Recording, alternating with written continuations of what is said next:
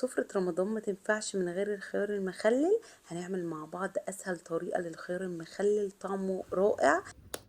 سر القرمشة بتاعته اللي هتفضل معانا على طول. تعالوا بقى نشوف هنعمله ازاي.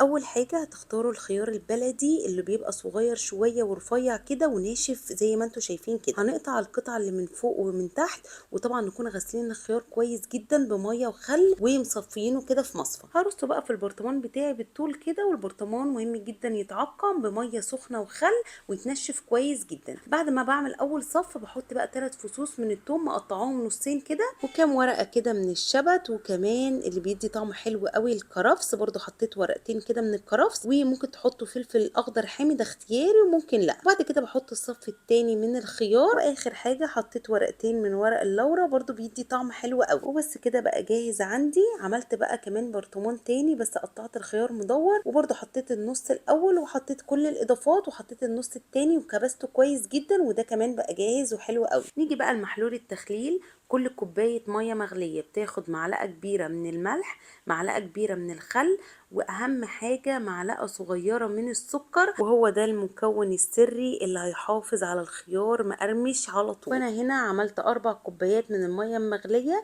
خدوا 4 معالق كبار من الملح و4 معالق كبار من الخل و4 معالق صغيرين من السكر. بغطي بقى الخيار كله بالمحلول ده، وانا بحط المية مغلية علشان انا عايزة الخيار يستوي بسرعة واكله على طول. لو انتوا مش مستعجلين عليه عادي سيبوا المية تبرد وبعد كده حطوها على الخيار. وادي بقى شكل الخيار ده كده، تاني يوم تقدروا تاكلوا منه على طول، بالذات المدور ده بيستوي بسرعة. وده كده بعد 3 أو 4 ايام هتلاقوه استوى معاكم وبقى تحفة. اسمعوا القرمشة، خطير يا جماعة. المهم ان هو لما يستوي بالشكل ده لازم تحطوه في التلاجة علشان يفضل محافظ على قرمشته. جربوه، انا واثقة جدا ان هو هيعجبكم. وطبعا لو عجبكم الفيديو ما تنسوش اللايك والشير، واشوفكم على خير في فيديو جديد.